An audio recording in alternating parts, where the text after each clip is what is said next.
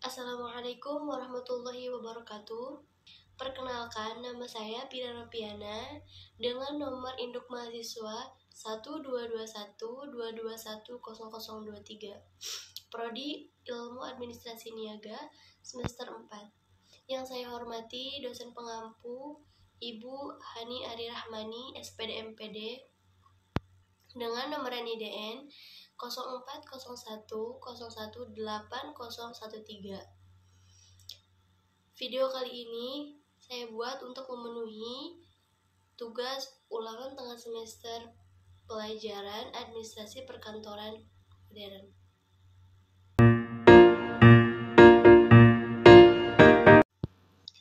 Di sini saya memiliki 7 pokok pembahasan yang akan saya bahas dalam video kali ini, di mana pembahasan yang pertama adalah sejarah administrasi dan memahami sudut pandang administrasi. Lalu pembahasan yang kedua, hakikat administrasi perkantoran modern. Lalu pembahasan yang ketiga, prinsip-prinsip administrasi perkantoran. Pembahasan yang keempat, kriteria pokok administrasi dan penataan administrasi. Pembahasan yang kelima, fungsi-fungsi administrasi pada penyimpanan arsip. Pembahasan yang keenam, kaitan komunikasi dengan administrasi dan pengertian komunikasi. Lalu pembahasan yang terakhir adalah pengoperasian komputer pada manajemen perkantoran.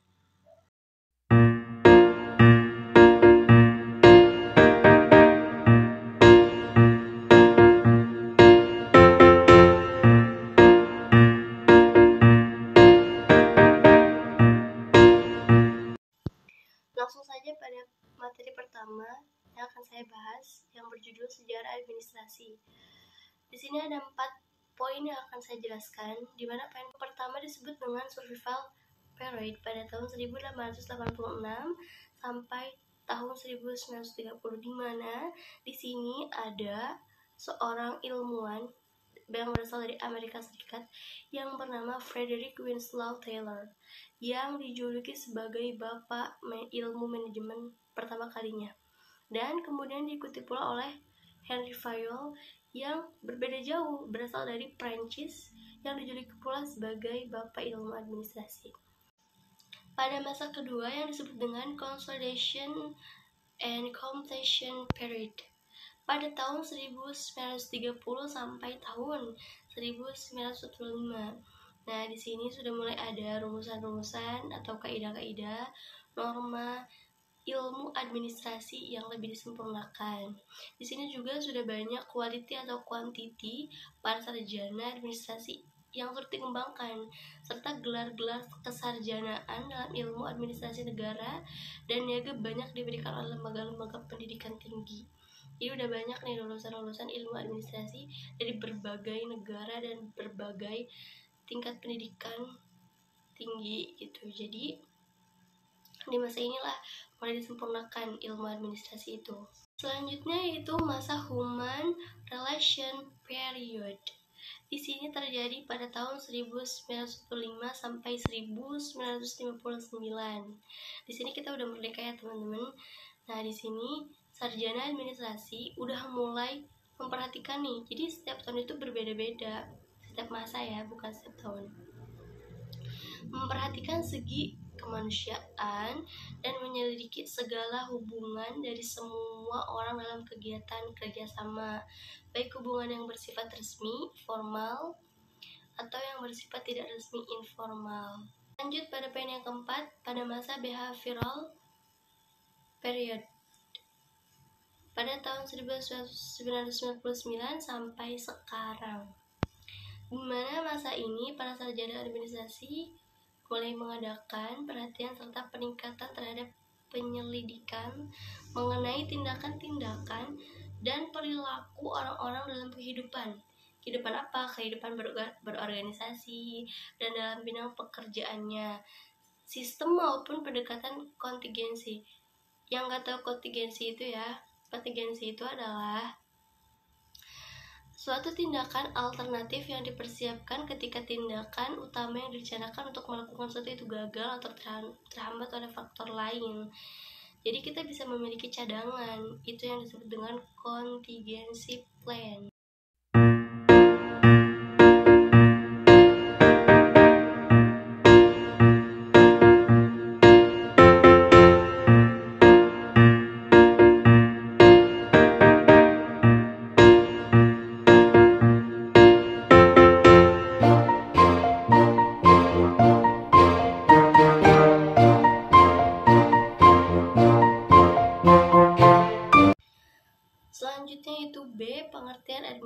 administrasi.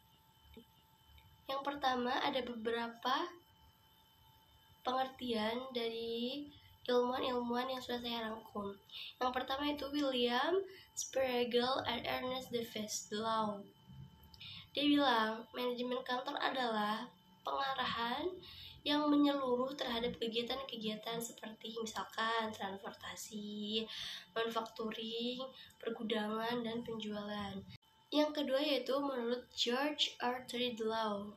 Dia bilang manajemen kantor juga adalah perencanaan, pengorganisasian, pengkoordinasian, dan pengawasan pekerjaan di dalam perkantoran.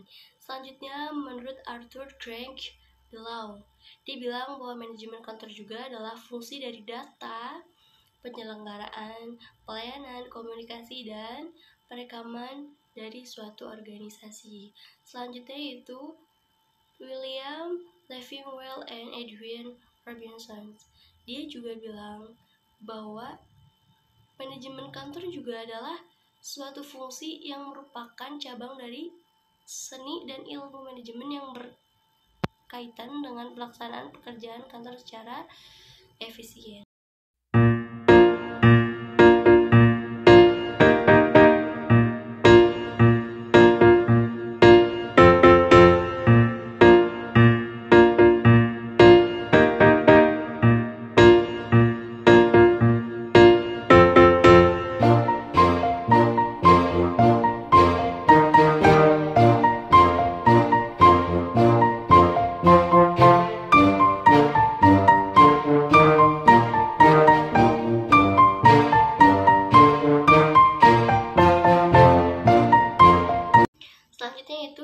Pelaksanaan kerja kantor modern. Ini pelaksanaannya ada 5 tata caranya. Yang pertama yaitu memperoleh informasi. Memperoleh informasi ini apa sih? Ya, pada umumnya itu bentuk informasi yang diterima atau diperoleh adalah panggilan berupa telepon, faktur, pesan maupun surat yang tertulis. Selanjutnya yaitu membagikan informasi. Yang disebut sebagai membagikan informasi itu adalah informasi nih yang dibagikan ada 2 sifat. Yang pertama yang bersifat rutin, yang kedua yang bersifat khusus. Nah, untuk bentuk informasinya sendiri itu bisa berupa tulisan maupun berupa lisan. Selanjutnya mengatur informasi. Selanjutnya yaitu merekam informasi. Kenapa direkam sih? Karena di rekaman ini yang bersifat informasi dibuat dengan tujuan agar data informasi tersebut dapat segera disiapkan saat pihak lain memintanya. Jadi udah siap, makanya perlu ada rekaman informasi. Selanjutnya yang terakhir yaitu melindungi aset. Melindungi aset itu apa? Melindungi aset adalah misalkan aset yang dimiliki oleh perusahaan perlu disimpan dan dijaga dengan baik supaya nggak sembarang orang tahu. Jadi harus bersifat khusus, jadi hanya orang-orang tertentu yang bisa tahu di mana si perusahaan itu naruh asetnya.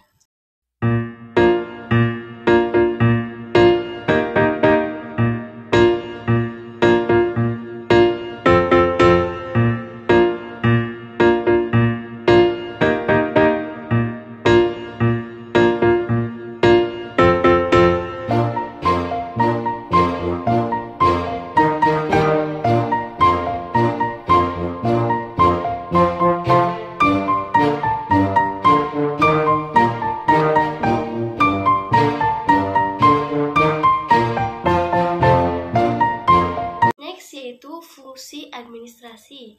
Yang pertama yaitu planning atau perencanaan. Apa aja itu ya? Yang pertama mengumpulkan data, mengolah data, menyusun perencanaan, dan lain sebagainya. Lalu organizing atau penyusunan. Nah, ini sebuah perusahaan atau organisasi agar dapat melakukan penyusunan untuk mencapai tujuan. Lalu yang ketiga ada coordinating atau mengoordinasi, yaitu pengaturan terhadap setiap bagiannya.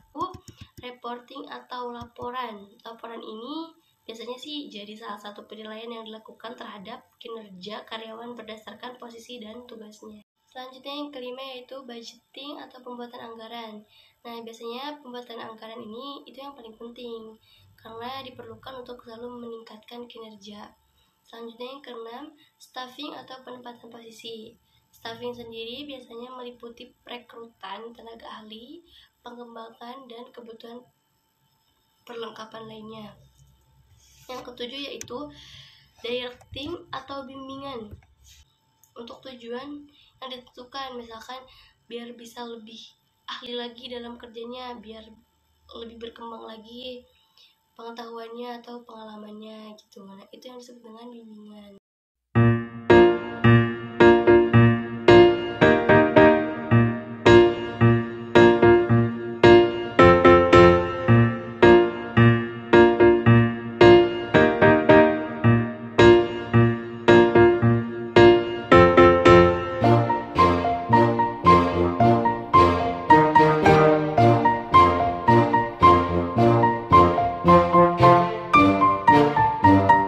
Lanjut pada materi yang kedua yaitu yang berjudul Hakikat Administrasi Perkantoran Modern. Di sini akan saya bahas yang pertama yaitu A, apa yang dimaksud dengan kantor dinamis. Kantor dalam arti dinamis merupakan proses suatu penyelenggaraan kegiatan yang berupa pengumpulan, pencatatan, pengolahan, penyimpanan, dan penyampaian perindustrian data atau informasi. Dapat dikatakan pula, kantor dalam arti dinamis ini merupakan kegiatan ketatausahaan atau kegiatan administrasi dalam arti sendiri. Apa yang dimaksud dengan kantor statis? Kantor dalam arti statis ini adalah bisa berupa ruang kerja, kamar kerja, markas, biro, instansi, lembaga, jabatan, badan atau perusahaan, serta tempat atau ruangan penyelenggaraannya. Penyelenggaraan apa? Kegiatan pengumpulan, pencatatan, pengolahan, penyimpanan, penyampaian atau pendistribusian data atau informasi. B. Ciri-ciri kantor modern. Di sini ciri-cirinya yaitu pastinya dari segi sarana dan prasarana yang digunakan harus lebih efisien. Di antaranya adalah punya bangunan, tata ruangan yang baik serta modern. Nah, seluruh sistem administrasinya dibangun berbasis teknologi informasi, ya, yang disebut dengan TI, sehingga pelaksanaan pekerjaan lebih efisien, aman, dan pastinya akurat. Perlengkapan kantornya juga harus sesuai dengan keperluan yang masa kini. Misalnya komputer ya harus ada di kantor modern itu.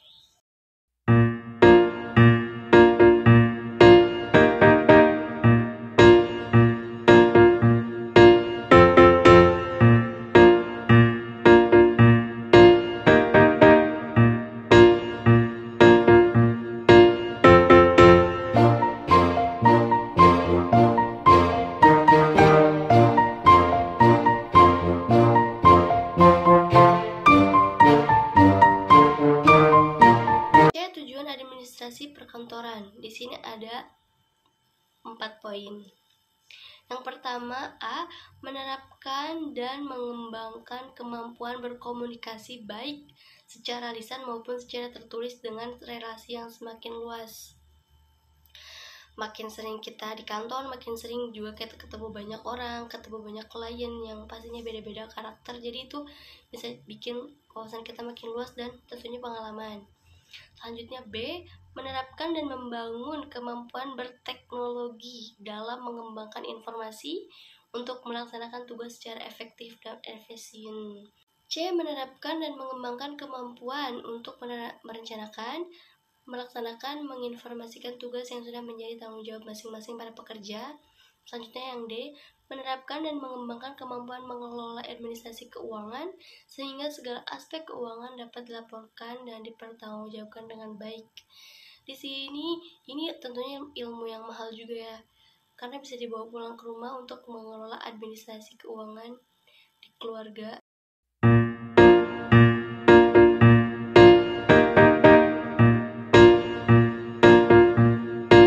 Prinsip administrasi perkantoran. Di sini ada pengertian administrasi dalam arti luas.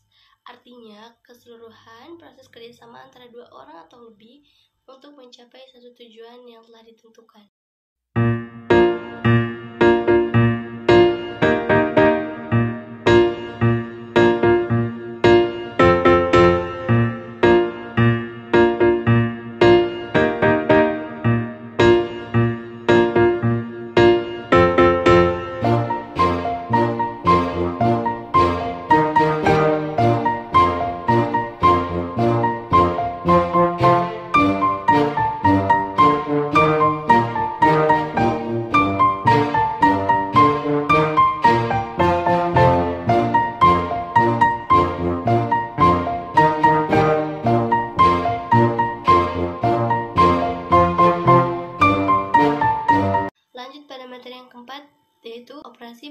pada sektor jasa.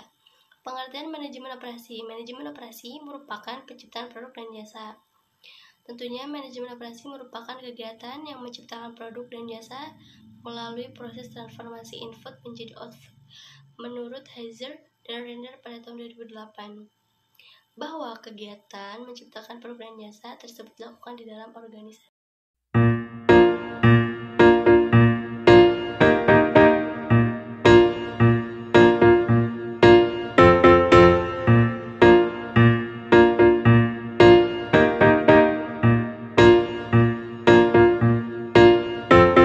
Selanjutnya yaitu B. Definisi perampingan. Apa itu perampingan? Perampingan adalah proses memberhentikan staf atau karyawan yang bertujuan untuk mengurangi biaya dan meningkatkan profitabilitas bisnis. Perusahaan tuh tentunya nggak selalu baik ya, pasti juga ada naik turunnya. Jadi kadang mereka juga harus berkorban untuk mengeluarkan karyawannya secara drastis karena untuk mempertahankan perusahaan supaya bisa bertahan lebih lama. Makanya ada banyak kan, ada PHK, ada juga yang belum selesai kontrak udah berhenti karena berhenti paksa gitu. Jadi memang sudah lumrah ya di halayak masyarakat. Materi yang kelima yaitu ada A. Fungsi-fungsi administrasi penyimpanan arsip. Pengertian arsip. Menurut Dr. Randes Delianggi dalam bukunya yang berjudul Administrasi Perkantoran Modern, dia mengemukakan bahwa arsip adalah suatu kumpulan dokumen yang disimpan secara sistematis karena mempunyai suatu kegunaan agar setiap kali diperlukan dapat secara tepat ditemukan kembali.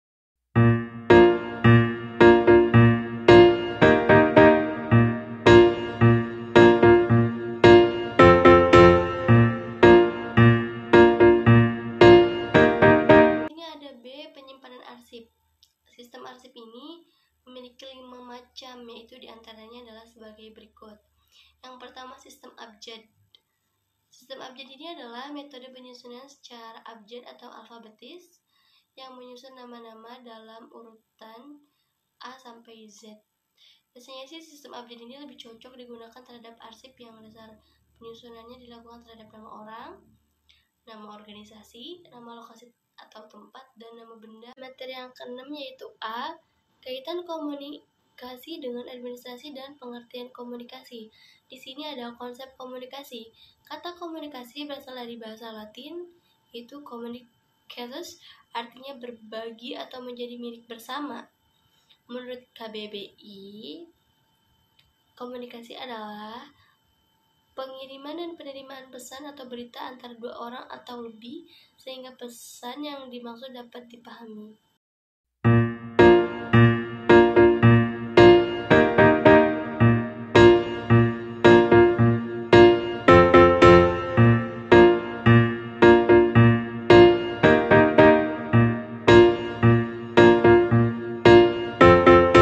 Lanjut C yaitu peranan arsip. Peranan arsip menurut Sudarmayanti pada tahun 2008 ayat 43 berkata bahwa peranan arsip sebagai sumber informasi, maka arsip dapat membantu meningkatkan dalam rangka pengambilan keputusan secara cepat, tepat mengenai suatu masalah.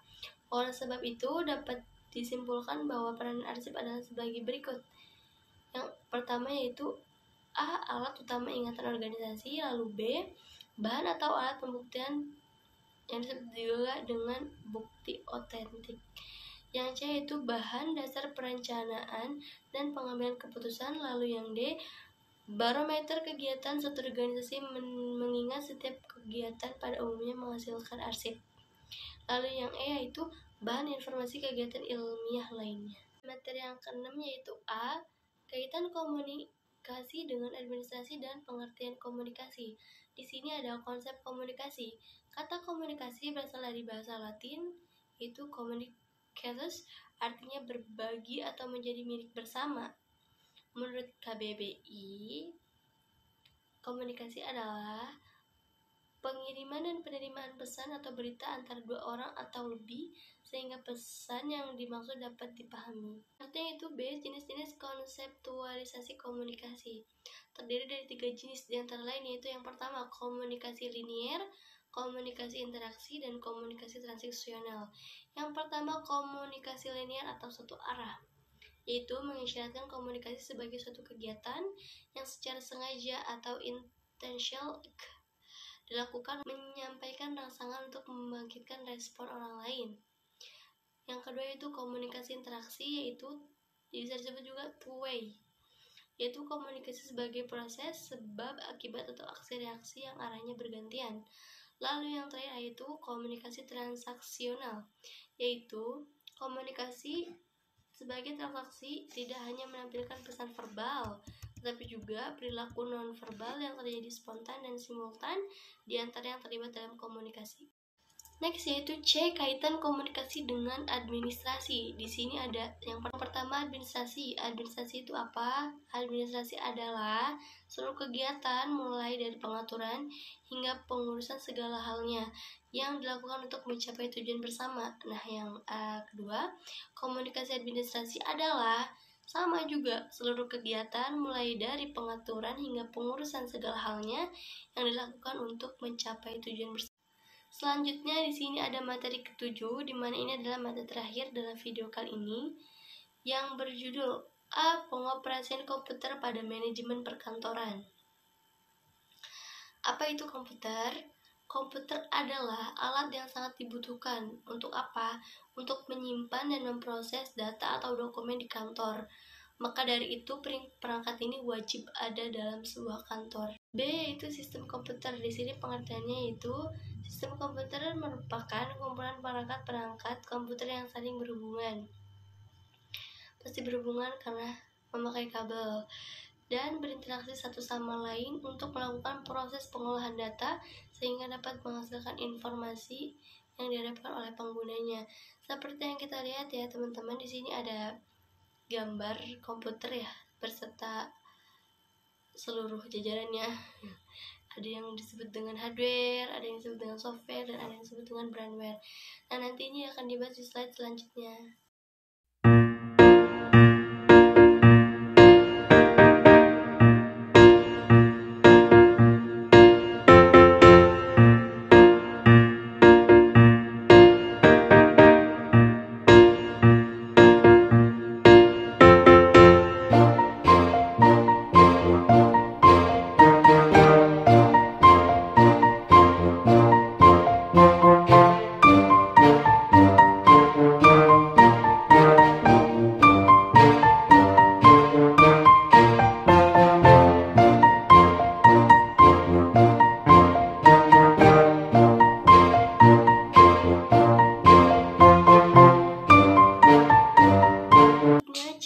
Perangkat keras atau disebut juga dengan hardware. Apa itu hardware? Hardware merupakan perangkat keras yang memiliki bentuk fisik. Hardware dapat dioperasikan secara langsung dan berfungsi sebagai penghubung antara pengguna dengan sistem komputer. Sejatinya juga hardware masih terbagi menjadi 4 bagian, yakni yang pertama itu adalah input device. Apa itu input device? Input device adalah perangkat keras yang berfungsi sebagai alat untuk memasukkan data atau perintah ke dalam komputer, yaitu contohnya ya keyboard, mouse, webcam, serta scanner. Yang kedua yaitu output device.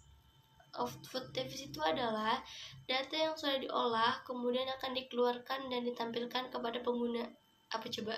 Iya, yaitu printer. Selanjutnya itu processing device. Apa itu processing device?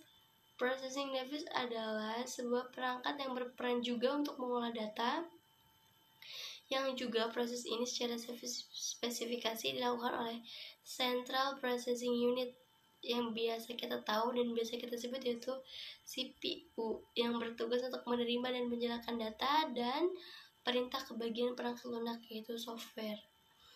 Selanjutnya yaitu storage device. Storage device ini merupakan penyimpanan jenis yang terbilang praktis karena dapat dibawa kemana saja dan digunakan pada beragam perangkat komputer. Sebagai contoh yaitu adalah hard disk, CD, DVD, dan flash disk. Selanjutnya yaitu D, perangkat lunak atau disebut juga software.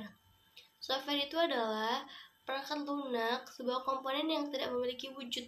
Kalau hardware itu berwujud, kalau misalkan software itu tidak berwujud. Kalau hardware kan ada bentuknya ya, seperti CPU dan lain-lain. Kalau software itu enggak. Justru ini perangkat lunaknya, alias tak kasat mata. Perangkat jenis ini terdiri dari program yang bertugas untuk mengolah data yang sudah dimasukkan ke dalam hardware.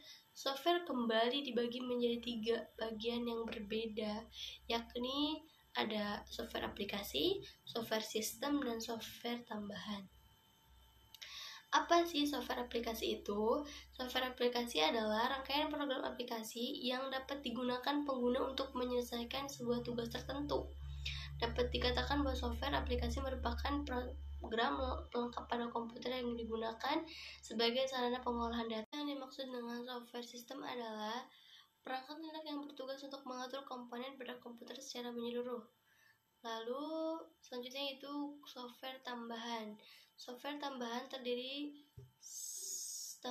mencakup deretan program yang mampu menjalankan tugas-tugas khusus atau tambahan sekaligus melindungi perangkat hardware.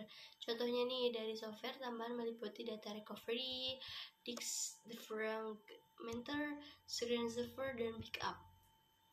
Brainware. Brainware itu merupakan sebuah faktor yang berasal dari perangkat komputer, dan dalam hal ini istilah brainware merujuk pada pengguna komputernya. Ya, istilah brainware mungkin sangat jarang disebutkan dalam komponen sistem komputer perangkat komputer. Namun kehadiran komponen ini tak bisa lepas dari kesatuan sistem komputer. Berbeda dari hardware dan software, dalam hal ini istilah brainware merujuk pada pengguna komputer. Jadi kalau misalkan hardware dan software itu perangkat komputer, kalau brainware itu misalkan saya sebagai penggunanya, disebut itu sebagai brainware.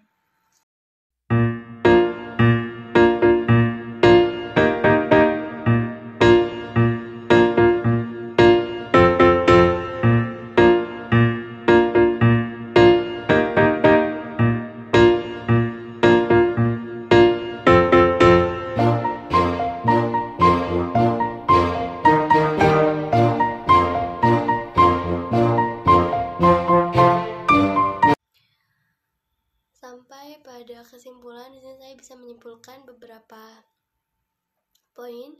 Poin yang pertama yaitu adalah penerapan sistem perkantoran modern sekarang ini menjadi satu hal yang sangat penting. Perusahaan yang mengikuti perkembangan zaman dengan baik bisa lebih maksimal dalam bekerja. Salah satunya aplikasi perkantoran yang digunakan untuk memberikan kemudahan dan lebih efisien kepada karyawan, yaitu adalah aplikasi absensi Android. Selanjutnya, poin yang kedua yaitu administrasi perkantoran atau manajemen kantor merupakan rangkaian kegiatan merencanakan, mengorganisasikan, mengatur dan menyusun, mengarahkan, mengawasi atau melakukan kontrol, serta menyelenggarakan tata tertib dalam pekerjaan atau perkantoran dan dalam tata keusahaan. Lalu poin yang ketiga yaitu komunikasi juga merupakan pengiriman dan penerimaan pesan atau berita antara dua orang atau lebih sehingga pesan yang dimaksud dapat dipahami oleh halayak ramai. Lalu poin yang keempat yaitu sistem kearsipan merupakan suatu proses kegiatan administrasi dalam menyimpan dan menemukan kembali arsip secara cepat dan tepat guna mencapai tujuan secara efektif dan efisien. Maka fungsi arsip itu sangat penting sekali bagi suatu perusahaan atau instansi, baik yang swasta maupun negeri. Karena apabila kita sedang membutuhkan data-data, kita nggak usah susah lagi. Jadi udah ada nih di arsip setiap pekerjaan, perusahaan atau instansi yang sudah kita datangi. Lalu poin terakhir dari saya itu, pada dasarnya semua aspek ini sebenarnya tuh berkaitan di dunia yang sudah serba digital ini. Dari mulai teknologi komputer yang saat ini sudah sangat berkembang pesat dan juga menjadi salah satu bagian yang cukup erat dan vital dalam aktivitas kehidupan manusia sehari-hari. Perkembangan yang pesat dalam dunia teknologi komputer juga memberikan tanda positif pada kemajuan pola pikir yang banyak yang lebih berinovatif pada manusia yang sedang mengalami atau menghadapi teknologi pada zaman digital ini.